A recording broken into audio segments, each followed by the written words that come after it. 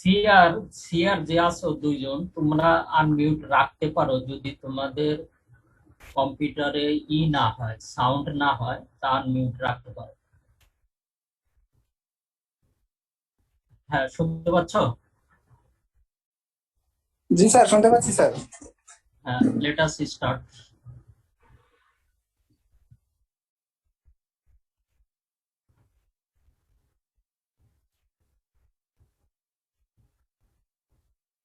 Recording in progress. Okay, today we shall start a new chapter, atomic nucleus and nuclear reaction. Atomic nucleus and nuclear reaction. প্রথম যে সেকশনটা আসছে binding energy. Binding energy যে এই যে দেখো যে একটা নিউক্লিয়াসের যে পিকচার আমরা এইভাবে দেখাই। এটা হলো কি মাস নাম্বার, জেডটা হলো প্রোটন নাম্বার, এন হলো নিউট্রন কি নিউট্রন নাম্বার একটা নিউক্লিয়াসে। এখন মনে করি যে একটা নিউক্লিয়াসে যদি সে আয়রন আয়রন নিউক্লিয়াস মনে করি, আয়রন নিউক্লিয়াসের 27 প্রোটন আছে, 26 প্রোটন আছে। তো আমরা জানি যে same same charge must be repulsed. তাহলে আমরা বলতে পারি যে একটা আয়রনের নিউক্লিয়াসে যদি 26 প্রোটন থাকে, তাহলে প্রোটন গুলো তো পরস্পর থেকে হবে বিকর্ষণ হবে। বিকর্ষণ যদি হয়, নিউট্রন হলো নিউট্রাল চার্জ, এরকম চার্জ নাই, তাহলে প্রোটনের চার্জ আছে। এগুলা যদি নিউক্লিয়াসে একত্রে থাকে, তাহলে according to the electromagnetic theory or ইলেকট্রোস্ট্যাটিক্সে কি বলে, সেম চার্জ যদি থাকে তাহলে এটা কি হবে, বিকর্ষণ হবে। তাহলে এখানে প্রশ্ন হয়ে দাঁড়ায় যে একটা নিউক্লিয়াসে এতগুলো প্রোটন কিভাবে একত্রে থাকে। এটা আইনস্টাইনের mass energy relation E is equal to MC square, এটা দ্বারা বাইন্ডিং এনার্জি যদি ডিসকাস করি, তাহলে বুঝতে পারবা যে একটা নিউক্লিয়াসের মধ্যে প্রোটন নিউট্রন কিভাবে একত্রে একটা ড্রপ আকৃতি থাকে। The customary representation of an atom with mass, proton and neutron number is x. x হলো নিউক্লিয়াস, a হলো মাস নাম্বার, z হলো প্রোটন নাম্বার, n হলো neutron number. The theoretical explanation of the mass defect is based on the Einstein's equation E is equal to mc square. তাহলে এখানে আমি একটা প্রশ্ন দাঁড়ালো যে একটা নিউক্লিয়াসে কিভাবে সেম চার্জ প্রোটন কিভাবে একত্রিত অবস্থায় থাকে। সেই ক্ষেত্রে আমরা বাইন্ডিং এনার্জি যদি এক্সপ্লেন করি তাহলে বুঝতে পারবে। তো বাইন্ডিং এনার্জি এক্সপ্লেন করার আগে তোমাকে মাস ডিফেক্টটা বুঝতে হবে। মাস ডিফেক্টটা হলো, সে আয়রন নিউক্লিয়াসে কি আছে, 26টা প্রোটন আলাদা আলাদা থাকে, বা 26টা প্রোটন যদি আমি গুনে গুনে ওজন করি, তাহলে যে এর মাস হবে, আবার এটা যখন নিউক্লিয়াস তৈরি করবে তার যে মাস হবে, সেই মাসের থেকে কিছুটা ডিফারেন্স হবে। ডিফারেন্স যদি হয়, এবং সেটাকে বলা হবে মাস ডিফেক্ট। তাহলে এখানে প্রশ্ন দাঁড়ায় যে মাস ডিফেক্ট আলাদা আলাদা যদি প্রোটন গুলো ওজন করা হতো এবং ওটা যদি নিউক্লিয়াসে বাইন্ডিং অবস্থায় থাকে, তাহলে যে ওটার ওজন কমে যাচ্ছে, তাহলে অতিরিক্ত এই মানে যে এই মাস কমে গেল কোথায়, কমে গেল কোথায়। তাহলে আসি মাস ডিফেক্ট। মাস ডিফেক্টটা হলো যে mass defect is the disappeared mass when Z proton and N neutrons combine together to form a nucleus. আসসালামু আলাইকুম স্যার। হুম, স্যার আপনার মিটিং এ 100 জনের বেশি জয়েন করতে পারতেছে না স্যার। তাহলে কি করব? তোমার কি স্যারদের সাথে আলাপ করছিলাম?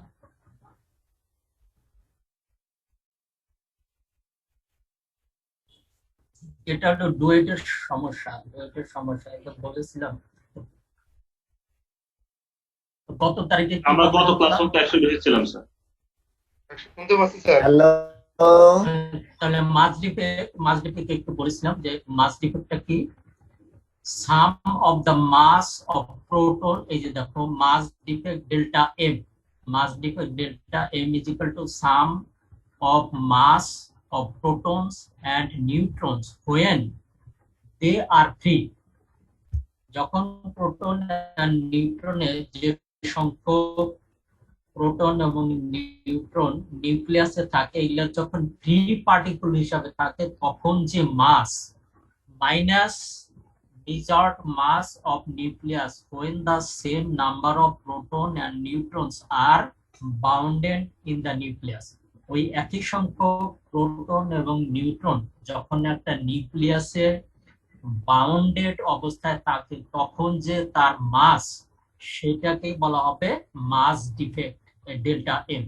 তাহলে delta M is equal to Z number of proton, এটা হলো প্রোটনের mass MP, Z number of proton plus N number of neutron, যেটা যখন আলাদা আলাদা থাকে তখন টোটাল মাস মাইনাস এটা যখন নিউক্লিয়াস তৈরি করে তখন যে মাস এম। তাহলে দেখা যায় যে একই সংখ্যক প্রোটন ও নিউট্রন ফ্রি অবস্থায় যে থাকে তার যে মাস, এটা যখন নিউক্লিয়াসে কম্বাইন্ড হয় তার মাস যদি বিয়োগ করি, এর মধ্যে একটা ডিফারেন্স আছে, মাসের একটা ডিফারেন্স আছে ডেল্টা এম। তাহলে প্রশ্ন হলো যে এই ডেল্টা এম পরিমাণ মাস তাহলে কোথায় গেল? ডিসঅ্যাপিয়ার হলো। ডিসঅ্যাপিয়ার হলে কি হবে, যখন আমি E is equal to M C square, আইনস্টাইনের যে ফর্মুলা, সেখানে আমি বলেছিলাম যে কিছু পরিমাণ মাস যদি ডিসঅ্যাপিয়ার হয়, তার equivalent energy must be created. তাহলে বাইন্ডিং এনার্জি আসি। So when Z protons and N neutrons combine together to form a nucleus, sum of the mass delta M disappears because it is converted into an amount of energy delta E is equal to delta M c square. C হলো velocity of light.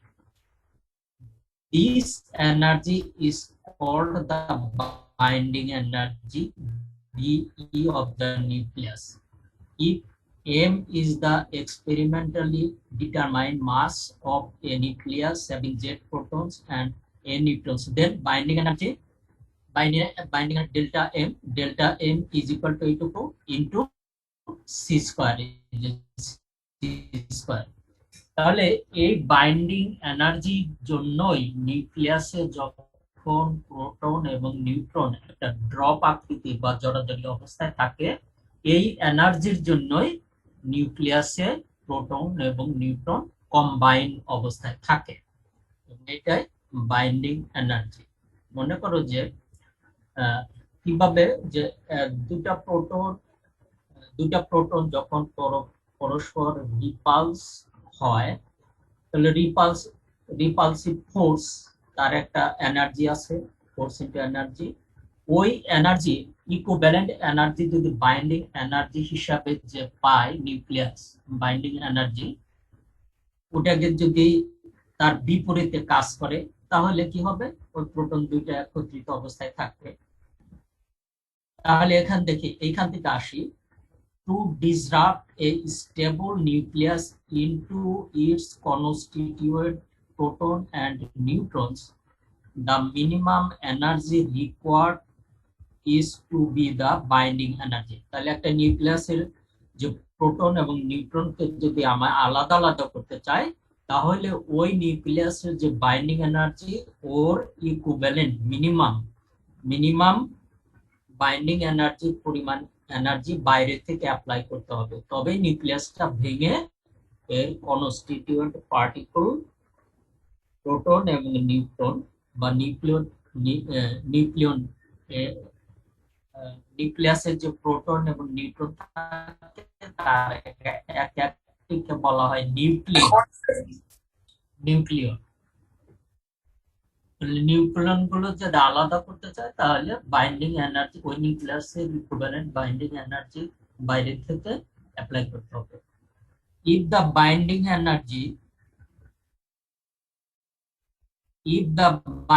energy is large, the nucleus is stable. Binding energy যত বেশি হবে নিউক্লিয়াসটা তত stable হবে। A nucleus having the least possible energy equal to the binding energy. একটা নিউক্লিয়াসের যে একত্রিত হয়ে থাকার যে এনার্জি মাধ্যমে একত্রিত হয়ে থাকে মিনিমাম এনার্জি হবে ওই নিউক্লিয়াসের binding energy is said to be in the ground state। এবার এটাকে বলা হবে ground state energy. if the nucleus has an energy is greater than binding energy, it is said to be in excited state। Binding এনার্জির চেয়ে যদি এর energy বেশি হয় তাহলে বলবো যেটা এক্সাইটেড এনার্জি আছে। if binding energy is greater than 0, the nucleus is stable and energy must be supplied from outside to disintegrate it into its constituent। তাহলে ওই নিউক্লিয়াসকে আমি আগে বলেছি যে কনস্টিটিউয়েন্ট প্রোটন বা নিউট্রনের যদি ডিসইন্টিগ্রেট করতে চায় আলাদা করতে চায় তাহলে বাইন্ডিং মিনিমাম বাইন্ডিং এনার্জির সম পরিমাণ এনার্জি দিতে হবে, যেটা binding energy is greater than 0। if binding energy is less than 0, the nucleus is unstable and it will disintegrate by itself। তাহলে এখানে বাইন্ডিং এনার্জির সাথে যদি 0-র চেয়ে কম হয় তাহলে এই নিউক্লিয়াস গুলো ডিসইন্টিগ্রেট হয়ে যায় আপনা আপনি। যেমন যে তোমার প্রকৃতিতে কি ইউরেনিয়াম যদি তুমি এগুলো কি হয় ইউরেনিয়াম অ্যাটম গুলো আপনা আপনি ডিসইন্টিগ্রেট হয়ে যায়, কারণ এর binding energy is less than 0। এখন বাইন্ডিং এনার্জির একটা এক্সাম্পল নিয়ে আসি।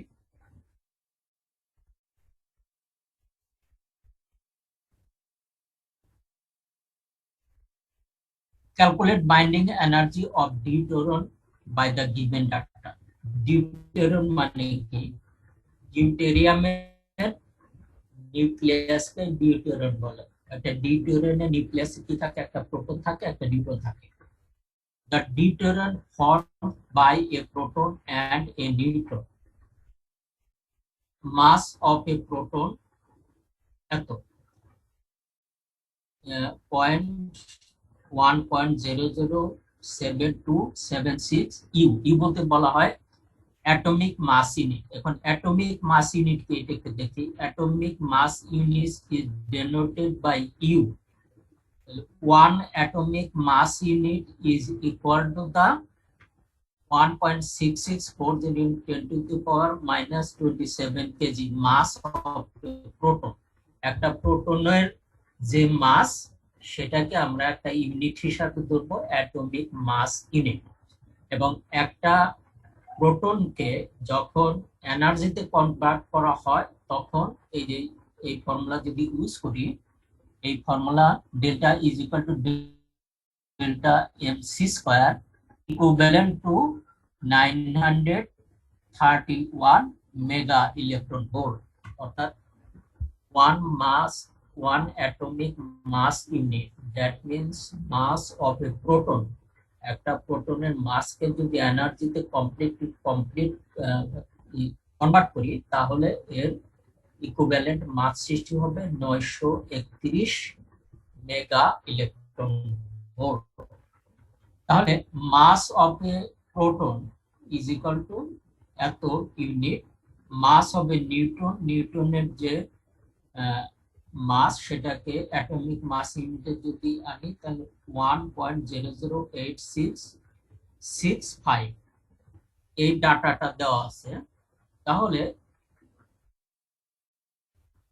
মাস of proton and neutron in free state, proton এবং নিউট্রন যখন আলাদা অবস্থায় থাকে অর্থাৎ যখন ডিউটেরিয়ামের নিউক্লিয়াস সৃষ্টি না করে তখন এর টোটাল মাস হলো 2.01591 মাস অফ দ্য ডিউটেরিয়াম নিউক্লিয়াস, এবং ডিউটেরিয়াম নিউক্লিয়াসের যে মাস সেটা 2.013553। দেখো এটা কি, এটার থেকে এটা কম, তাহলে এটা যদি আমি বিয়োগ করি, এটা থেকে এটা বিয়োগ করি, তাহলে আমরা কি পাবো, mass defect of a deuterium. Mass defect, এটা থেকে এটা বিয়োগ করবো, এটা হলো মাস ডিফেক্ট।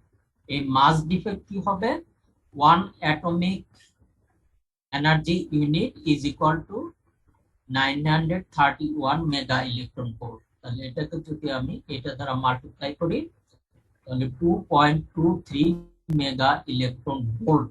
তাহলে একটা ডিউটেরিয়ামের বাইন্ডিং এনার্জি, একটা ডিউটেরিয়ামের প্রোটন এবং নিউট্রন যে বাইন্ডেড অবস্থায় আছে তার এনার্জি হলো 2.23 মেগা ইলেকট্রন ভোল্ট। এই যে দেখো, তো এখন যেহেতু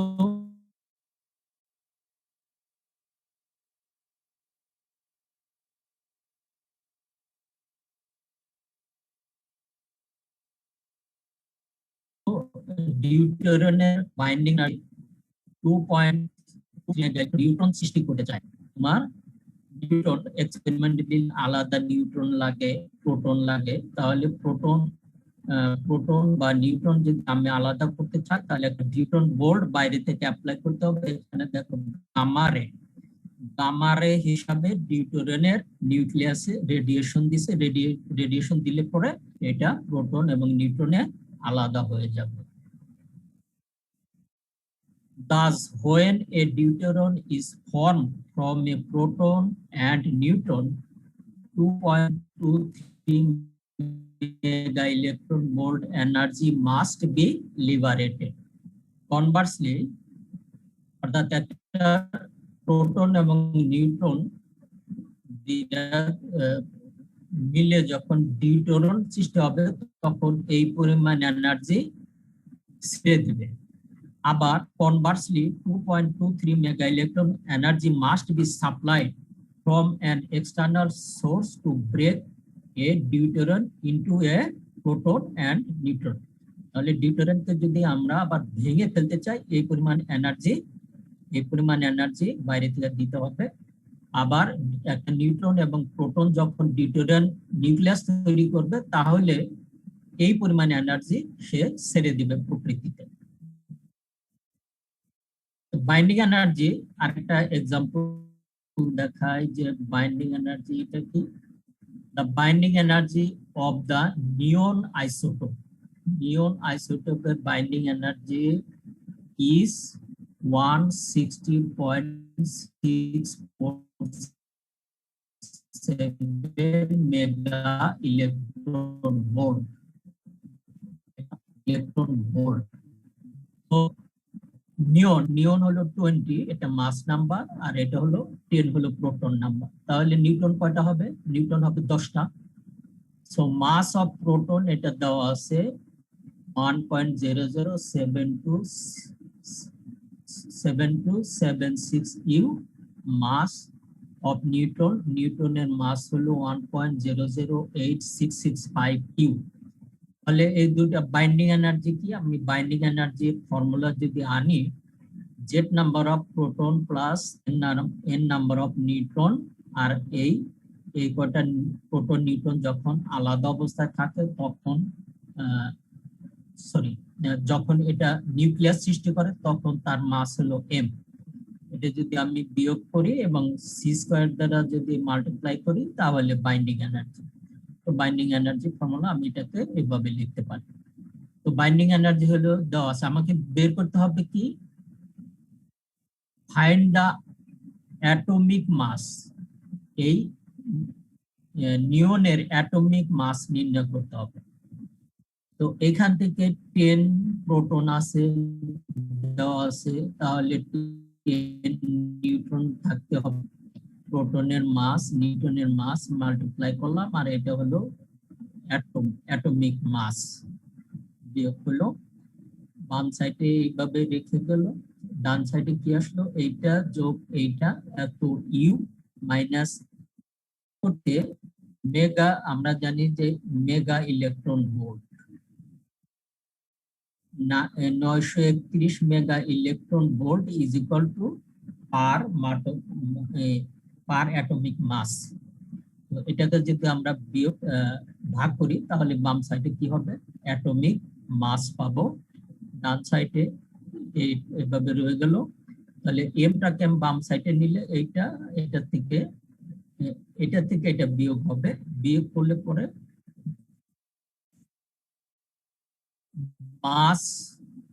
mass of a deuteron, sorry, neon, mass of neon is equal to 19.987 approximately, এখানে 20 যদিও দেখানো হয়, কিন্তু অ্যাকচুয়ালি নিয়নের মাস হলো, ফাইন্ড অ্যাটমিক মাস হলো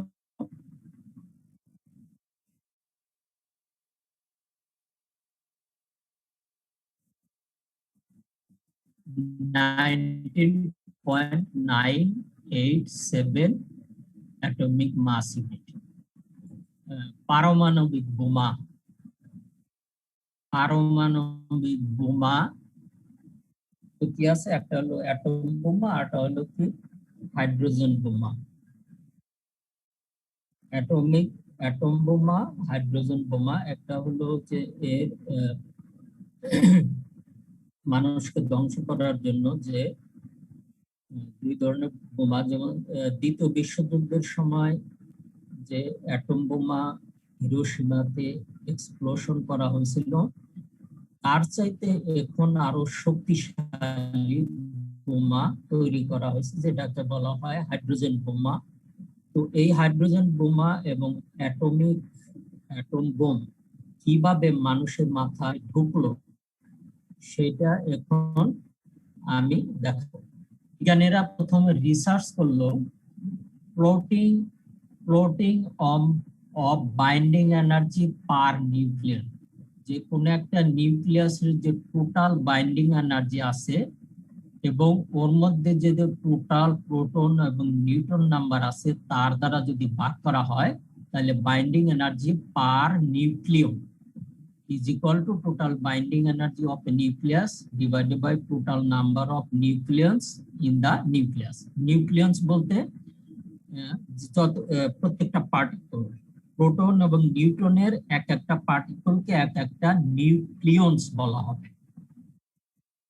তো বিজ্ঞানীরা কি করলো, কিছু পরিমাণ, আমি একটু ছবিটা একটু দেখাই, ছবিটা এই যে বাইন্ডিং এনার্জি পার নিউক্লিয়ন, আর এক্স অ্যাক্সিস বরাবর দিল মাস নাম্বার দিয়ে যতগুলো মৌলিক পদার্থ পাওয়া গেল সেগুলা কি করলো, বাইন্ডিং এনার্জি পার নিউক্লিয়ন এবং তার মাস নাম্বার দিয়ে একটা প্লট করার পর দেখা গেল যে ওই বাইন্ডিং এনার্জি যে প্রথম একবারে দ্রুত উঠে চলে যায় এই পর্যন্ত খুব দ্রুত, মানে যে অল্প সময়ের মধ্যে, অর্থাৎ মাস নাম্বার কত এটা,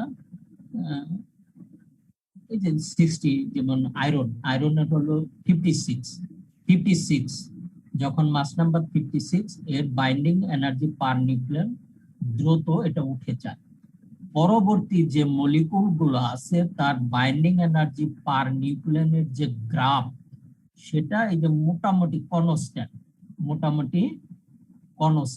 এই পর্যন্ত 6.6 মেগা ইলেকট্রন ভোল্ট। আয়রনের ক্ষেত্রে 8.69 মেগা ইলেকট্রন ভোল্ট আর হলো 7.6 মেগা ইলেকট্রন ভোল্ট। এটা যে কোন মলিকুল আমি এখন এটা বলতে পারতেছি না এর মধ্যে।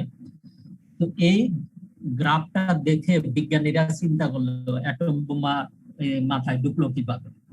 এই গ্রাফ দেখে চিন্তা করে দেখলো যে এই যে এইটুকুর মধ্যে যে মলিকুল আছে এই মলিকুল গুলো মোর স্টেবল। তো আমি বাইন্ডিং এনার্জিতে একটু আগে বললাম যে নিউক্লিয়াসের যে নিউক্লিয়ন গুলো যদি ভেঙে ফেলা যায় তাহলে এটা কিছু পরিমাণ এনার্জি রিলিজ করবে, তাহলে এই স্টেবল নিউক্লিয়াসের দ্বারা যে বোমা সৃষ্টি করলো সেটা হলো, এটাকে বলা হবে নিউক্লিয়ার ফিশন রিয়াকশনের দ্বারা অ্যাটম বোমা তৈরি করা যাবে। আর হলো অ্যাটম বোমা ওরা পরে নাম দিছে, ওনারা প্রথমে চিন্তা করলো যে এই নিউক্লিয়াস যদি ভেঙে ফেলা যায়, নিউক্লিয়াসের অ্যাটম গুলোর নিউক্লিয়াস যদি ভেঙে ফেলা যায় তাহলে আমরা এনার্জি পাবো। আর এই যে সমস্ত মলিকুলের মাস নাম্বার কম, এই এনার্জি এই মলিকুলের নিউক্লিয়াস যদি একত্রিত কম্বাইন করা যায়, অর্থাৎ ছোট ছোট ইগুলো নিউক্লিয়াস গুলো যদি কম্বাইন করে একটা হেভিয়ার নিউক্লিয়াস সৃষ্টি করা যায় তাহলে কিছু পরিমাণ এনার্জি প্রচুর পরিমাণ এনার্জি রিলিজ হবে। এটাকে বলা হয়, পরবর্তীতে নাম দিল নিউক্লিয়ার ফিউশন। আর এটা হলো নিউক্লিয়ার ফিশন। এটা হলো তোমার অ্যাটম বোমা বা পারমাণবিক বোমা, যেটা অলরেডি ইউজ হয়েছিল দ্বিতীয় বিশ্বযুদ্ধে। আর কি হয় যে পাওয়ার জেনারেশন, বিদ্যুৎ সৃষ্টি করার জন্য নিউক্লিয়ার ফিউশন এই প্রক্রিয়াটা কাজে লাগানো হয়। নিউক্লিয়ার ফিউশন হলো যেটা, এটা খুব জটিল এবং এটা সাধারণত নিউক্লিয়ার ফিউশন রিয়াকশনটা হয় সূর্য থেকে যে আমরা যে এনার্জি পাই, প্রচুর পরিমাণ তাপ শক্তি পাই। নিউক্লিয়ার ফিউশনটা এখন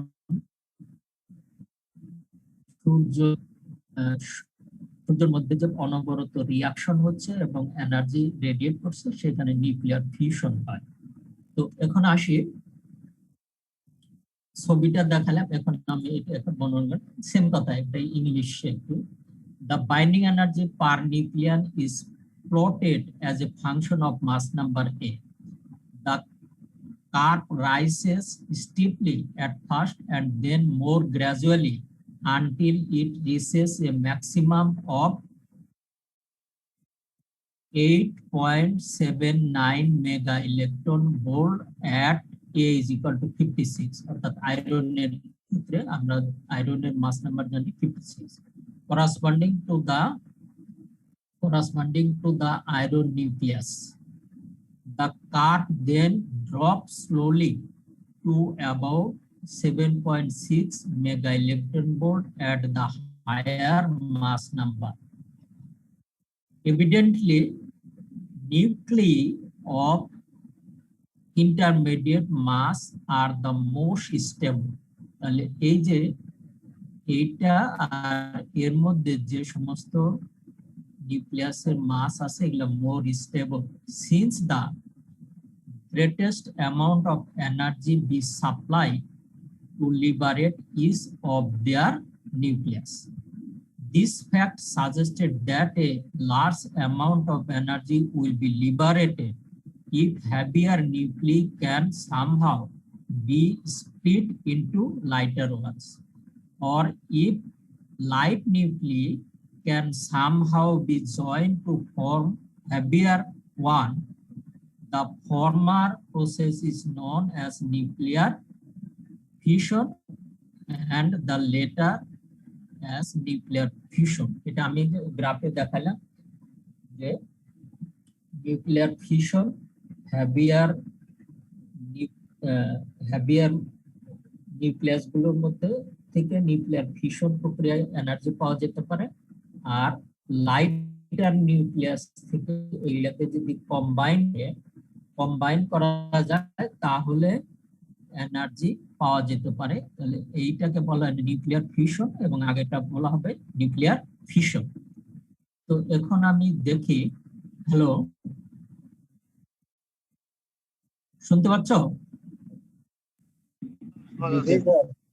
হ্যাঁ, দেখো কোন এক সময়, এটা তো আমি টাইম দিই নাই, তো টাইম কতক্ষণ এটা ক্লাস নিতে পারবো আমি তো তাড়াহুড়ো করে দিতে দিতে পারিনি। কোন এক সময় হয়তো এটা বন্ধ হয়ে যেতে পারে, বন্ধ হইলে আমাকে কি করবা, ফোন দিবা। সিয়া, এখন নিউক্লিয়ার রিয়াকশন, এই যে নিউক্লিয়ার ফিশন আর নিউক্লিয়ার ফিশন এন্ড ফিউশন, এগুলাকে বলা হবে নিউক্লিয়ার রিয়াকশন, আর্টিফিশিয়াল রিয়াকশন, যেটা মানুষ ল্যাবরেটরিতে করতে পারে। আর্টিফিশিয়াল রিয়াকশন ক্যান বি শুন, এগুলা তোমরা কেমিস্ট্রিতে মনে হয় পড়েছো কিনা জানি না, কেমিস্ট্রিতে এগুলা পড়ানোর কথা। এই যে একটা সিম্বল, এই symbol x is a nucleus, সেটাকে এ পার্টিকল দ্বারা যদি বোম্বার্ড করা যায়, তাহলে ফাইনালি ওয়াই একটা নিউক্লিয়াস সৃষ্টি হবে, আর বি বি পার্টিকল বা এনার্জি প্রোডাক্ট হিসাবে সৃষ্টি হতে পারে। এটাকে সাম এক্সাম্পল কি আর্টিফিশিয়াল রিয়াকশন বলা হবে, যে এক্স ইজ এ নিউক্লিয়াস, এর মধ্যে যদি এ পার্টিকল দ্বারা বোম্বার্ড করা যায়, তাহলে ওয়াই একটা নিউক্লিয়াস হবে এবং আর একটা পার্টিকল হবে, সাথে কিছু এনার্জি পাওয়া যাবে, সেটাকে আর্টিফিশিয়াল রিয়াকশন বলে। তো আর্টিফিশিয়াল রিয়াকশনে আমি কয়েকটা উদাহরণ দেখাচ্ছি। এই যে এখানে দুইটা দেখাবো, এটা কেমিস্ট্রিতে পড়াইছে না তোমাদের এগুলা? নিউক্লিয়ার রিয়াকশন কেমিস্ট্রিতে পড়ায় নাই? স্যার এগুলো পড়া হয় নাই নাকি বলে গেছে? 2 সেমিস্টার তো শেষ প্রায়, এটা তো ফার্স্ট সেমিস্টারই পড়ানোর কথা। আচ্ছা দেখি, হ্যাঁ, বোরন একটা নিউক্লিয়াস, টার্গেট নিউক্লিয়াস, আর হিলিয়াম পার্টিকল বোম্বার্ডিং পার্টিকল, একটা বোম্বার্ডিং পার্টিকল। হিলিয়াম নিউক্লিয়াস দ্বারা যদি বোরন নিউক্লিয়াসকে বোম্বার্ড করা যায়, বোম্বার্ড করলে কি হবে, ওই এক্সাইটেড অর আনস্টেবল নিউক্লিয়াস, এটা বোরন পার্টিকল থেকে একটা এনার্জেটিক নিউট্রন এটা ইমিট করবে, এনার্জেটিক নিউট্রন ইমিট করে একটা নতুন নিউক্লিয়াস সৃষ্টি হবে, সেটা কি হবে, এন দ্বারা কি বোঝা, নাইট্রোজেন, এবং এই নিউক্লিয়াসটা এক্সাইটেড অবস্থায় থাকবে, এক্সাইটেড অবস্থায় decay with half life of 10.1 minutes. 10.1 minutes পর যে এটা এক্সাইটেড, একটা নিউট্রন সে কি করলো, সরিয়ে দিল, বোরন নিউক্লিয়াস বোম্বার্ড করলো কি আলফা পার্টিকল দ্বারা বোরন নিউক্লিয়াসকে বোম্বার্ড করার পর একটা নিউট্রন রিলিজ হলো আর একটা নতুন নিউক্লিয়াস হলো, এটা এক্সাইটেড। এই যে তারকা চিহ্ন, মানে এই তারকা চিহ্ন এটাকে বোঝাবে এক্সাইটেড চিহ্ন। Excited or unstable neutron, excited and unstable neutron, এটা পরবর্তীতে কি হবে, স্টেবল অবস্থায় থাকবে। এক্সাইটেড অবস্থায় আপনি এটা বেশি থাকতে পারবে না, তখন সে একটা পজিট্রন ইমিট করে একটা কার্বন নিউক্লিয়াসে স্টেবল নিউক্লিয়াস কার্বনে পরিণত হবে। তাহলে ফাইনালি প্রোডাক্ট কি হলো, যে বোরন পার্টিকলকে যদি হিলিয়াম নিউট্রন দ্বারা হিলিয়াম পার্টিকল দ্বারা বোম্বার্ড করা যায়, ফাইনালি আমরা কি পাই, একটা কার্বন নিউক্লিয়াস পাই, একটা নিউট্রন পাই, আর একটা পজিট্রন পাবো। তাহলে এই একটা আর্টিফিশিয়াল রিয়াকশন। যে আমরা আরেকটা দেখি, alpha particle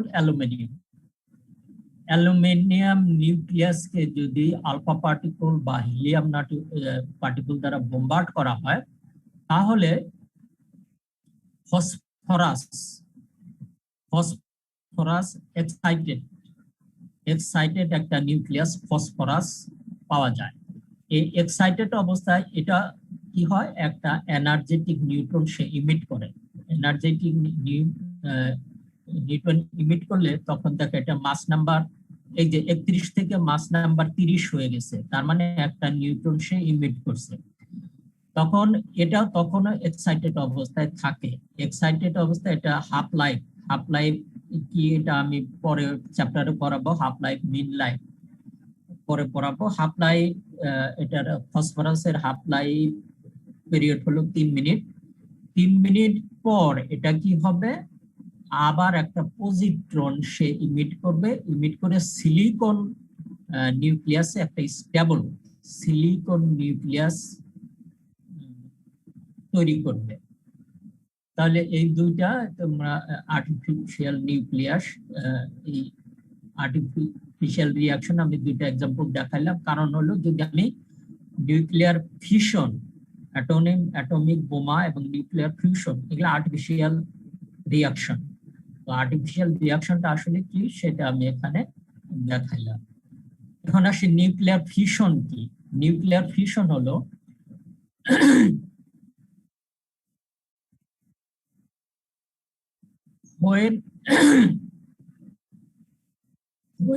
when a heavier nucleus is split into some lighter nuclei, and nuclei হলো নিউক্লিয়াস হলো প্লুরাল, আর নিউক্লিয়াই সরি নিউক্লিয়াস হলো সিঙ্গুলার নাম্বার আর নিউক্লিয়াই হলো প্লুরাল। গ্রামাটিক্যালি ভুল হবে। Some lighter nuclei and produced a large amount of energy, then the process is known as nuclear fission. মানে nuclear fission হলো যে heavier nucleus split into some, কোন একটা heavier nucleus যদি ভাগ করে অর্থাৎ ছিন্ন ভিন্ন করে কিছু লাইটার নিউক্লিয়াস তৈরি করা যায়, তাহলে কিছু পরিমাণ এনার্জি সে তৈরি করব সেই বা রিলিজ করবে, সেই প্রসেসটাকে বলা হবে nuclear fission. The process of nuclear fission reaction is known in figure 4. এটা আমি দেখাবো। Each nucleon of the product 3 neutrons again reacts to another uranium nucleus and creates chain reaction. The product neutron is first one, then a moderator is used for creating slow neutron for a nuclear reactor. একটা nuclear রিঅ্যাক্টরে যে ঘটনাটা ঘটে সেটা একটা nuclear fission প্রক্রিয়া, এবং সেটা আমি এখন দেখাবো যে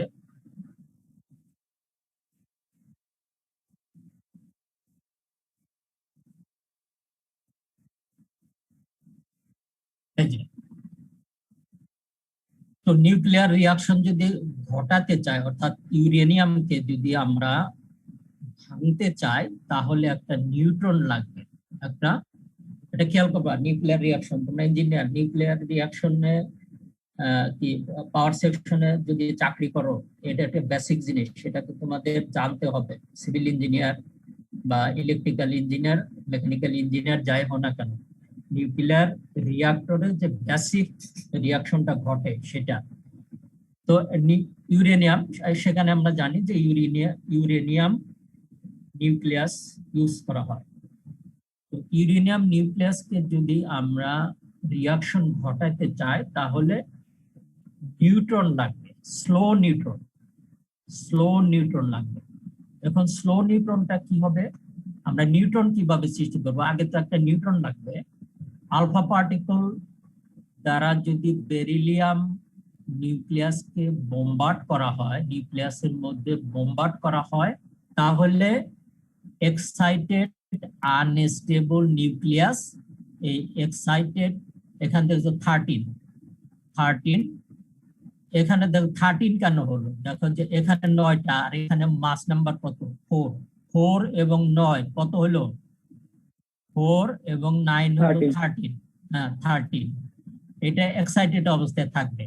আর এখানে দেখো যে প্রোটন এখানে আগে ছিল 4টা, এখানে আসলো 2টা, 6টা হলো এক্সাইটেড আনস্টেবল নিউক্লিয়াস। এটা পরবর্তীতে কি হবে, একটা নিউট্রন যদি সে ইমিট করে তাহলে মাস নাম্বার কমে যাবে, 13 থেকে 12 হয়ে যাবে। তখন সে একটা কার্বন নিউক্লিয়াস সৃষ্টি করবে আর একটা নিউট্রন সৃষ্টি করবে। এখন এই নিউট্রনটাকে নিউক্লিয়ার পারমাণবিক চুল্লিতে একটা মডারেটর নামে আবার একটা যন্ত্র সেট করতে হবে, অর্থাৎ একটা চেম্বার সেট করতে হবে। সেখানে এই যে এটা যে এনার্জেটিক নিউট্রন দ্বারা যদি সরাসরি ইউরেনিয়ামকে বোমবার্ড করতে চাই, তাহলে ওই পারমাণবিক চুল্লিকে কন্ট্রোল করা কঠিন হয়ে যাবে, মনে করেন বিস্ফোরণ হয়ে যেতে পারে। বিস্ফোরণ যাতে না হয়, এনার্জেটিক নিউট্রনকে স্লো নিউট্রনে পরিণত করতে হয়, সেটাকে বলা হয় মডারেটর। একটা সেকশন আছে বা একটা যন্ত্র আছে পারমাণবিক চুল্লিতে, মানে একটা চেম্বার আছে। তো slow neutron or thermal neutron কাকে বলে? যে মনে করে যে তুমি একটা পার্টিকেল, যখন তুমি ঘরে থাকো তাহলে ঘরের যে টেম্পারেচার বা সুইটেবল টেম্পারেচার, তাহলে সুইটেবল টেম্পারেচার তুমি ইজিলি মুভ করতে পারো, এদিক সেদিক যেতে পারো, এটাকে মনে করে যে তোমার থার্মাল মোশন। আবার ঘরে যদি আগুন লেগে যায় তাহলে তার তুমি করবে না, দৌড়িয়ে পালাবে, তাহলে তোমার এক্সাইটেড মোশন সেটা। কাজেই কোন একটা পার্টিকেল বা বডি যে টেম্পারেচারে ইজি ফিল করে সেটাকে থার্মাল নিউট্রন, এখানে থার্মাল নিউট্রন বলতে 2% স্লো নিউট্রন আর থার্মাল নিউট্রন। এই থার্মাল নিউট্রন বা স্লো নিউট্রন বোম্বার্ডিং করা হবে কি ইউরেনিয়ামে বোম্বার্ড করলে পরে কি হবে, এটা হলো 235 একটা নিউক্লিয়াস। কিন্তু পারমাণবিক চুল্লিতে কিন্তু কি করে, একটা নিউক্লিয়াস থাকে না, অনেকগুলা নিউক্লিয়াস, মনে করে 1 টন 2 টন জ্বালানি দেওয়া হলো, জ্বালানি দিয়ে তারপর শুরু করা হলো। তো এখানে 235 এটা হলো মাস নাম্বার। এই যে একটা নিউট্রন যখন এখানে আসলো তখন এর মাস নাম্বার বেড়ে গেল, 92 হলো প্রোটন নাম্বার 92, এখানে 35 থেকে 36। যখনই একটা নিউট্রন ওর নিউক্লিয়াসে ঢুকে গেল তাহলে সে একটা এক্সাইটেড অবস্থায় চলে যাবে। এক্সাইটেড, এই যে স্টার চিহ্ন মানে এক্সাইটেড অবস্থা থেকে সে কি হবে, দেখো এখানে কি হলো, বেরিয়াম এন্ড ক্রিপ্টন দুইটা নিউক্লিয়াসে আলাদা হয়ে যাবে। বেরিয়ামের প্রোটন নাম্বার 56, ক্রিপ্টনের প্রোটন নাম্বার 36, বেরিয়ামের মাস নাম্বার 141, 92 দুটা যোগ করতে হবে। তারপরে যে 3টা নিউট্রন, তাহলে বেরিয়াম এবং ক্রিপ্টন দুইটা নিউক্লিয়াস সৃষ্টি হবে, সাথে 3টা নিউট্রন সৃষ্টি হবে, এবং একটা নিউক্লিয়াস থেকে কিছু পরিমাণ energy 200 mega electron volt energy একটা নিউক্লিয়াসকেই যদি রিয়াকশন ঘটানো যায় একটা নিউট্রন দ্বারা, তাহলে সে এই পরিমাণ এনার্জি সৃষ্টি করবে। পরবর্তীতে দেখো এখানে চেইন রিয়াকশন কি হয়, পরবর্তীতে এই যে 3টা নিউট্রন সৃষ্টি হলো পারমাণবিক চুল্লিতে, ওই 3টা নিউট্রন কিন্তু কি করা যায়, ওটাকে তো আলাদা করে বের করে আনা যাবে না। তখন এই 3টা নিউট্রন কি করবে, আবার 3টা ইউরেনিয়াম নিউক্লিয়াসকে কি করবে, রিয়াকশন ঘটাবে। রিয়াকশন ঘটালে প্রত্যেকটা নিউক্লিয়াস থেকে আরো 3টা সৃষ্টি হবে। তাহলে পরবর্তীতে কি হবে, 9টা হবে, 9টা। এই 9টা আবার আরেক নিউক্লিয়াসে, আরো 9টা নিউক্লিয়াসে যখন কি করবে, তখন কি হবে, ওই 3টা গুণ করলে এতগুলো নিউট্রন হবে। এইভাবে আস্তে আস্তে একটা চেইন রিয়াকশন হবে, এবং এই চেইন রিয়াকশন এক সময় কন্ট্রোল করতে হবে। কন্ট্রোল না করতে পারলে এটা বিস্ফোরণ ঘটে যাবে, এটাকে এক সময় কন্ট্রোল করতে হবে। আচ্ছা, এখন তাহলে ঘটনাটা কিভাবে কন্ট্রোল করবে? হ্যাঁ, কন্ট্রোল কিভাবে করবে স্যার? এটাই তো ইঞ্জিনিয়ারিং কাজ, ওটাই তো এত সহজ না। ওখানে দেখো যে তুমি পাবনাতে নাকি, যেখানে হয়েছে হাজার হাজার ইঞ্জিনিয়ার কাজ করতেছে, হাজার হাজার বিজ্ঞানী কাজ করতেছে, কন্ট্রোল সিস্টেমটা ইঞ্জিনিয়ারিং কাজ বা এটা এটা যে কিভাবে কন্ট্রোল ইঞ্জিনিয়ারিং ডিজাইন করতো, ইলেকট্রিক্যাল, মেকানিক্যাল, সিভিল ইঞ্জিনিয়ার কাজ করতো। তো ওটা একটা প্রযুক্তিগত ব্যাপার, ওটা আমি জানি না, আমি ফিজিক্সের বেসিক জিনিসটা করতেছি।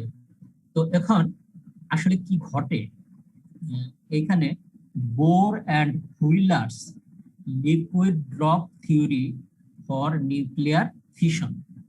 নিউক্লিয়ার ফিশনটা কিভাবে হবে, বোর এবং হুইলার্স ওনারা একটা থিওরি দিলেন। থিওরিটা কিভাবে, এই যে আমি দেখলাম যে একটা ইউরেনিয়াম নিউক্লিয়াস ভেঙে গেল, ভেঙে দুইটা ছোট্ট একটা নিউট্রন, সামান্য একটা নিউট্রনের জন্য ইউরেনিয়াম নিউক্লিয়াস ভেঙে দুইটা নিউক্লিয়াস সৃষ্টি হলো, বেরিয়াম হলো, ক্রিপ্টন হলো, তারপরে 200 মেগা ইলেকট্রন ভোল্ট এনার্জি সৃষ্টি করলো, তিনটা নিউট্রন সৃষ্টি করলো। এটা কেন হয় সেটা একটা ফিজিক্যাল জিনিস আছে।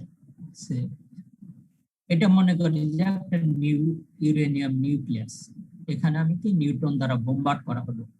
নিউট্রন দ্বারা বোম্বার্ড করলে পরে এটা কি হলো, এর মধ্যে একটা এক্সাইটেশনের সৃষ্টি হলো। সে মনে করে একটা বেলুন, একটা বেলুনে যদি তোমরা দুই দিকে চাপ প্রয়োগ করো, দুই দিকে চাপ প্রয়োগ করলে তাহলে কি হবে, অর্থাৎ ওটা তখন চাপ দেওয়া ছেড়ে দিলে দেখবা যে বেলুনটা কিছুক্ষণের সময় এটা কাঁপতে থাকে, তাই না, কিছুক্ষণ সময় কাঁপতে থাকে। তাহলে যখন নিউটন এটার ইউরেনিয়াম নিউক্লিয়াসে ঢুকে গেল তখন এটা এক্সাইটেড হয়ে গেলে এই যে সার্কুলার শেপটা আছে এটা ডিফর্ম হয়ে গেল, ডিফর্ম হয়ে এইরকম একটা, এটাকে বলা হয় প্রোলেট স্ফেরয়েড। এটা হলো স্ফিয়ার, স্ফেরিক্যাল শেপ, আর এটাকে বলা হবে প্রোলেট স্ফেরয়েড। প্রোলেট স্ফেরয়েড। আবার এর মধ্যে যে নিউক্লিয়াসের কিন্তু একটা ইয়ে আছে, কি হয়, সারফেস টেনশন বা surface tension, surface tension. Surface টেনশনের জন্য সে আবার কি করবে, প্রোলেট স্ফেরয়েডকে আবার সেটা এই শেপে নিয়ে আসবে, নিয়ে আসার পর এখানে একটা এই শেপে আনলার পরে কিন্তু ওটা মধ্যে একটা এক্সাইটেড অর্থাৎ ওভারথ্রো হবে, ওভারথ্রো, যেহেতু ওটা শেপ চেঞ্জ হচ্ছে, এই শেপ থেকে সে আবার অবলেট স্ফেরয়েড, এরকম স্ফেরয়েডে চলে যাবে। পরবর্তীতে আবার সার্কেল হবে, পরবর্তীতে অবলেট হবে, তারপরে সার্কেল হবে, তারপরে প্রোলেট, এটা প্রোলেট, তারপরে অবলেট, অবলেট হওয়ার পর এটার মধ্যে একটা রেজোনেন্সের সৃষ্টি হবে। রেজোনেন্স যখন সৃষ্টি হবে, অর্থাৎ একবার সে কি হচ্ছে, প্রোলেট হচ্ছে, অবলেট হচ্ছে, সার্কেল হচ্ছে, হতে পারে এটা একটা মানে এর মধ্যে একটা ফ্রিকোয়েন্সি সৃষ্টি হবে, সেই ফ্রিকোয়েন্সি জন্য এর মধ্যে একটা রেজোনেন্সের সৃষ্টি হবে। রেজোনেন্সের সৃষ্টি হলে এটা এই নিউক্লিয়াসটা একটা আনস্টেবল হয়ে দুইটা ভাগে ভাগ হয়ে যায়। পরবর্তীতে দেখো যে এই যে এইটা দুইটা ভাগে ভাগ হয়ে গেছে, দুইটা ভাগে ভাগ হয়ে গেছে। এখানে দেখো ক্লিয়ারলি এই ভাগে শেপ কিন্তু বড়, এটা হলো ছোট। এই শেপটা যদি সেম শেপও হতো তাহলেও কিন্তু পরবর্তীতে এটা এইরকম স্টেবল হওয়ার সম্ভাবনা ছিল, কিন্তু একটার ওজন বেশি আর একটার ওজন কম।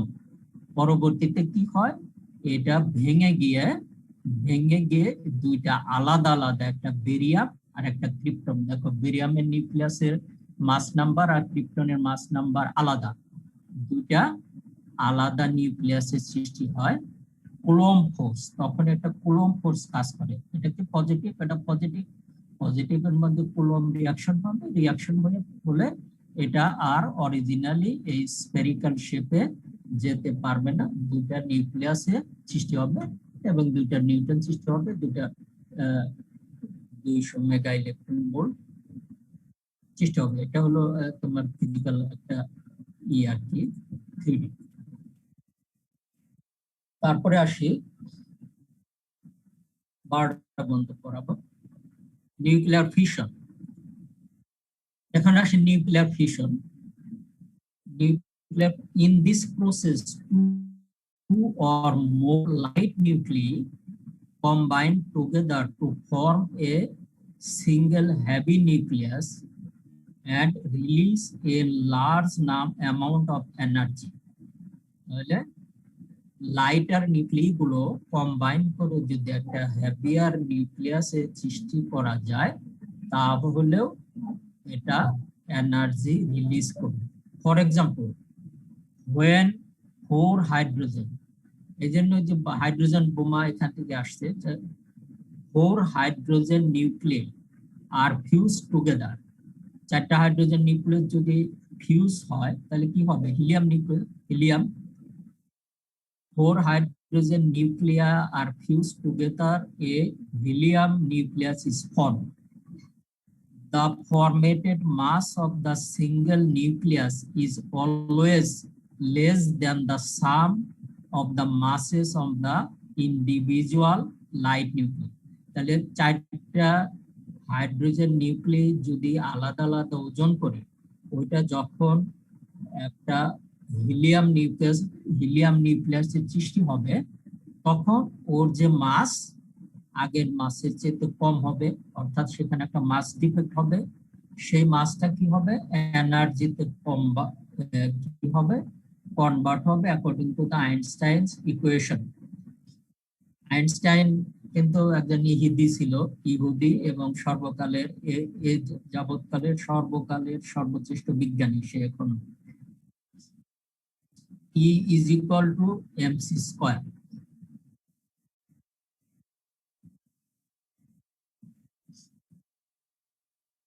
এক সময় তোমার দ্বিতীয় বিশ্বযুদ্ধের সময় যখন ইসরায়েল সৃষ্টি হলো, ইসরায়েলের জনগণ আইনস্টাইনকে ইসরায়েলের প্রেসিডেন্ট হওয়ার জন্য, হিটলার তো আর ইহুদিদেরকে হত্যা করছে, একজন ইহুদি হয়ে ইহুদিদের হত্যা করলো।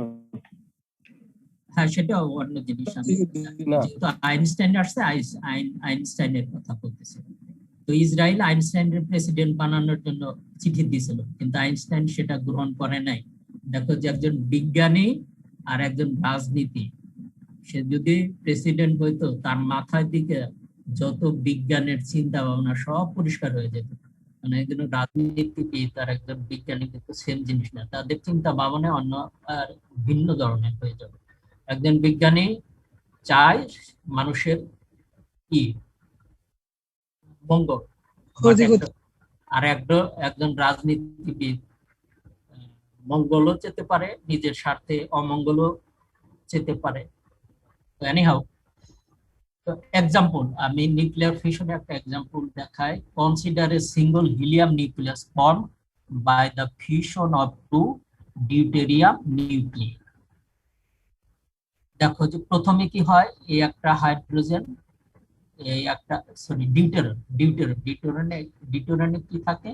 একটা প্রোটন থাকে, নিউট্রন থাকে, তাহলে মাস নাম্বার 2 আর একটা প্রোটন, এখানে একটা প্রোটন, মাস নাম্বার 2 যখন কম্বাইন করা হয় তখন একটা হিলিয়াম নিউক্লিয়াস সৃষ্টি হয়। মাস অফ 2 সেপারেটেড ডিউটেরন যখন আলাদা আলাদা অবস্থায় থাকে তার মাস হলো এত। এটা মাস অফ হিলিয়াম অ্যাটমের যখন মাস, যখন এটা নিউক্লিয়াস হয় তখন এই মাসটা হয়। তাহলে দেখা যায় যে এটা থেকে এটা কম, তার মানে ডিক্রিজ ইন মাস, এবং সেটাই মাস দিবে।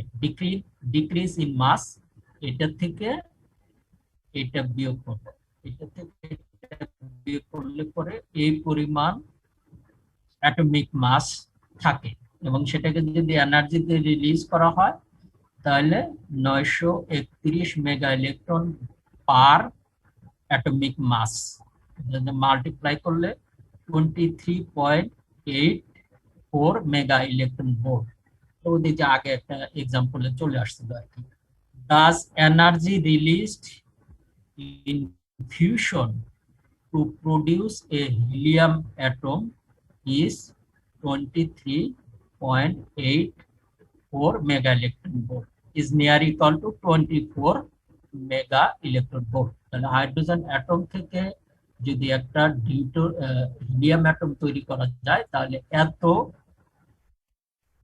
পরিমাণ এনার্জি পাওয়া যাবে একটা নিউক্লিয়াস থেকে, এবং এটা হলো নিউক্লিয়ার ফিউশনের একটা উদাহরণ। একটা হলো কি নিউক্লিয়ার ফিউশন, আর একটা হলো নিউক্লিয়ার ফিউশন। একটা প্রশ্ন ছিল স্যার। হুম। স্যার নিউক্লিয়ার ফিউশনে স্যার এই যে দুইটা অ্যাটমকে জোড়া লাগানো হচ্ছে স্যার, জোড়া লাগানোর জন্য স্যার এক্সটার্নাল তো একটা শক্তি দরকার। হাইড্রোজেন বোমায় তো স্যার এটা নিউক্লিয়ার ফিউশনের মাধ্যমে করানো হয় এই শক্তিটা, কিন্তু স্যার সূর্যতে স্যার কিভাবে করানো সূর্যে হয় তো স্যার এটা? অনবরত তাপ শক্তি আছে, তাপ শক্তি আছে স্যার তো হাইড্রোজেন ওখানে তো। হাইড্রোজেন যে জি স্যার, হ্যাঁ, ওখানে হাইড্রোজেন স্যার জোড়া লাগছে স্যার, ওটা তো কোনো এক্সটার্নাল কোনো আলাদা কোনো এনার্জি নেই স্যার। এনার্জি তো ওখানে অলরেডি তো তাপ সৃষ্টি হয়েই আছে। ওখানে তো প্রচুর পরিমাণ তাপ শক্তি সৃষ্টি হয়ে আছে। তো ওইখানে যে বিক্রিয়াটা ঘটে সূর্যতে, সেটা আমি পরে দেখাবো। আচ্ছা, এখানে কি এটা নিউক্লিয়ার ফিউশন, আমি 23 বা about 24 mega electron volt example. এর কিসের example? Nickel. Calculate the binding energy per nucleon of nickel having atomic mass এত। নিকেলের বাইন্ডিং এনার্জি নির্ণয় করতে বলছে। এটা সোজা, একটু দেখে নিও তোমরা এটা। এই যে সোর্স অফ স্টেলার এনার্জি, অর্থাৎ সৌরমণ্ডলের যে এনার্জি, তার সোর্সটাকে আমরা বাইন্ডিং এনার্জি পার নিউক্লিয়ন, এটা তোমরা দেখে নিও, এটা ইজি। সোর্স অফ স্টেলার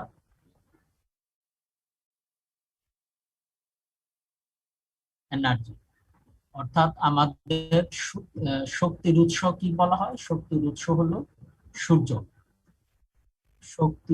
সূর্যকে শক্তির উৎস বলা হয়, সোর্স অফ স্টেলার এনার্জি। এখানে সূর্য তো অনেক দূরে, ওখানে মানুষ যেতেও পারে, কোনো যন্ত্র পাঠানো জানা সম্ভবই না। কিভাবে? ওটার নির্দিষ্ট একটা সীমা আছে, তা ওই সীমার কাছাকাছি গেলে যে কোনো জিনিস জ্বলে পুড়ে পানি হয়ে যাবে, ভাপ হয়ে যাবে। তো বিজ্ঞানীরা যে সূর্যতে যে সমস্ত রিয়াকশন হয়, কয়েকটা থিওরি দিছে। একটা হলো প্রোটন প্রোটন সাইকেল, আর একটা হলো কার্বন সাইকেল। এই দুইটা থিওরি দিয়ে বলেছে যে এই ধরনের রিয়াকশনের জন্য সূর্য থেকে যে আমরা ই পাই, এনার্জি পাই, আলোক রশ্মি পাই, তারপরে তাপ শক্তি পাই, ওখানে যে রিয়াকশন গুলো হয়, এই দুইটা রিয়াকশন হতে পারে। The source of nearly all of the energy in the universe is the fusion of hydrogen nuclei into helium nuclei. The sun radiates 3.8 into 10 to the power 26 joules of energy per second. 2 cycles are started for stellar energy. আচ্ছা, দেখি এই chapter কতটুকু আছে।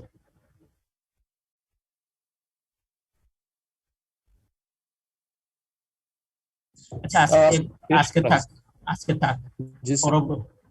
পরবর্তীতে আমি বাকিটা পড়াইলে আর একটা chapter থাকে, ওটাও খুব একটা বেশি না, ওটাও তোমার মোটামুটি ওই nuclear reactor related chapter, nuclear radiation, radio activity.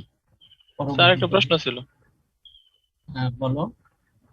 Sir ওই যে একটা উদাহরণ যে দেখালেন স্যার, হাইড্রোজেনের ভরকে 2 দ্বারা 2 বার গুণ দেওয়া হয়েছে, কিন্তু 2 বার 2 রকমের মান আছে স্যার, সেটা কেন স্যার? দাঁড়াও,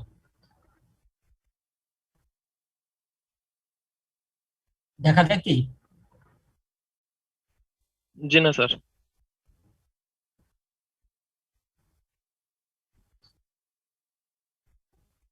কত নাম্বার পেজ বা কত? স্যার এক্সাম্পল যে দেখাইছিলেন একটা, প্রথম এক্সাম্পলটাই সম্ভবত।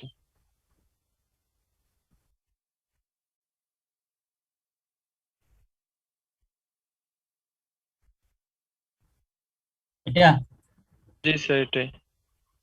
না না স্যার, এটার আগেরটা। হ্যাঁ, তার আগে তো তোমার ফর্মুলা। স্যার এই যে লাস্টে যে বলছিলেন যে একটা ইজি আছে সেটার আগেরটা। ও ইজি আছে।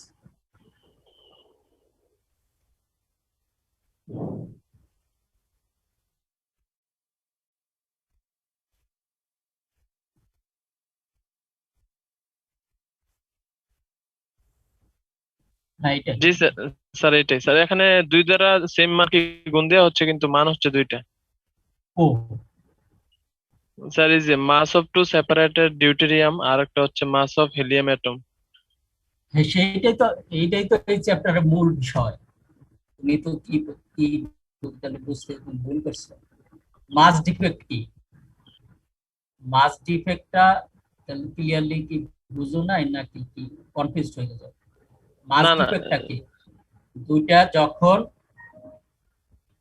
দুইটা কি দুইটা ডিউটেরিয়াম যখন আলাদা অবস্থায় থাকবে তখন এর মাস হলো এইটা।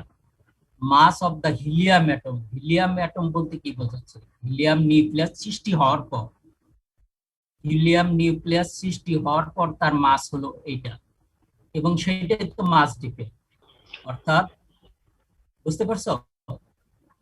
স্যার তাহলে এই যে এর আগের লাইনে যে দুই দ্বারা গুণ দেওয়া হলো সেম মানকে, তাহলে সেটা তো হচ্ছে না সেম।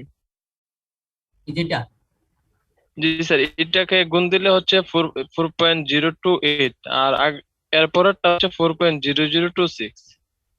সেটাই তো স্যার মাস সেম হওয়ার ডিফেক্ট, কথা না? সেটাই তো মাস ডিফেক্ট। ও, তাহলে তো দুই দ্বারা, স্যার দুই দ্বারা তো গুণ দেওয়ার কথা না, তাহলে দেখানোর দরকার নেই তাহলে এটা স্যার। মেবি ক্যালকুলেশন মিস্টেক হয়েছে স্যার। না, ক্যালকুলেশন মিস্টেক হলে তো আবার বিয়োগ দেওয়া যায় না, তাহলে তাহলে তো জিরো হওয়ার কথা। ও এটা, এটার কথা বলছো। হ্যাঁ হ্যাঁ হ্যাঁ, এটা বলতে পারো। হ্যাঁ, এটা বাদ দিতে পারো, এটাকে বাদ দিতে পারো। স্যার তাহলে 4.00260 এটাকে মুখস্থ বসাই দেবো? হ্যাঁ, এটা মুখস্থ করতে বলতে হবে, মাস অফ দা হিলিয়াম অ্যাটম। তাহলে স্যার দুই দ্বারা যে গুণ দিয়ে দেখাইছে এগুলো দেখাবো না, তাই তো? দাঁড়াও, 20121। হ্যাঁ হ্যাঁ, এটা এই যে এইটা তোমার করা যাবে না, এটা তোমার দেখানো যাবে না। ঠিক আছে, যে এইটুকু দেখা যাবে না। অর্থাৎ হিলিয়াম অ্যাটম সৃষ্টি হওয়ার পর যে ওজনটা নিচ্ছে সেই ওজনটা হলো এইটা। জি ঠিক আছে, জি স্যার। এই যে এটুকু বাদ দিবা, তাহলে হ্যাঁ ঠিক আছে। স্যার আরেকটা হচ্ছে, আমরা জানি কোনো পরমাণু ধ্বংস হয় না, কিন্তু এই যে আমরা নিউক্লিয়াস বিক্রিয়াতে দেখলাম বেরিয়াম পরমাণু সৃষ্টি হয়ে গেল, স্যার এটা কেন স্যার? কি অন্য পরমাণু? স্যার আমরা তো জানি কোনো পরমাণু সৃষ্টি হয় না বা ধ্বংস হয় না, কিন্তু এখানে এই যে নিউক্লিয়ার বিক্রিয়াটা দেখালেন স্যার, না এখানে না, বেরিয়াম। পরমাণু সৃষ্টি হয় না, ধ্বংস হয় না, ওটা না। ওটা কিন্তু কি বলতো যে শক্তি মানে সংখ্যা বলছি। শক্তি অথবা মাস, মাস এবং এনার্জি, যে তোমার যে টোটাল এনার্জি সেটা কিন্তু কনজারভেশন অফ এনার্জি, আর একটা হলো কনজারভেশন অফ মাস। পরমাণু না, তোমার কিছু পরিমাণ মাস যদি চেঞ্জ হয়ে যায় তাহলে সেই এনার্জিতে সৃষ্টি হবে, অথবা কিছু পরিমাণ এনার্জি যদি ডিসঅ্যাপিয়ার হয় তাহলে হলো মাসের সৃষ্টি হবে। সেটা হলো মাস এনার্জি রিলেশন। অর্থাৎ মহাবিশ্বে যে টোটাল মাস এবং টোটাল এনার্জি এটা সবসময় কনস্ট্যান্ট থাকে, বাট নিউক্লিয়াস না বা পরমাণু না। মহাবিশ্বের যত, অর্থাৎ বিগ ব্যাং থেকে শুরু করে টোটাল মাস এবং টোটাল এনার্জি সবসময় যোগ করলে পরে কনস্ট্যান্ট থাকে। সেটাই হলো মাস এনার্জি কনজারভেশন। স্যার তাহলে এখানে পরমাণুটা সৃষ্টি হচ্ছে না, কিন্তু পরমাণুর ভরটা সৃষ্টি হচ্ছে, তাই না স্যার? হ্যাঁ, পরমাণু ভর সৃষ্টি হয়। আবার অনেক সময় বলে যে কি হয়, যে শক্তি অবিনাশী, শক্তির সৃষ্টিও হয় না, ধ্বংস হয় না। ওটা ওই যে মাসে থেকে অর্থাৎ এখানে কিন্তু আইনস্টাইনের ওই ফর্মুলা E=mc², এটা আনতেই হবে। যখন শক্তি সৃষ্টিও হয় না, ধ্বংস হয় না, যখন শক্তিকে নিয়ে আলাদাই করা হয়। অর্থাৎ শক্তি ধ্বংস হবে বাট ইকুইভ্যালেন্ট মাসে সৃষ্টি হবে। এই হিসাবে বলে যে শক্তি ধ্বংস হয় না, সৃষ্টি হয়, কনজারভেশন অফ এনার্জি বলে। জি স্যার, থ্যাংক ইউ। ওকে।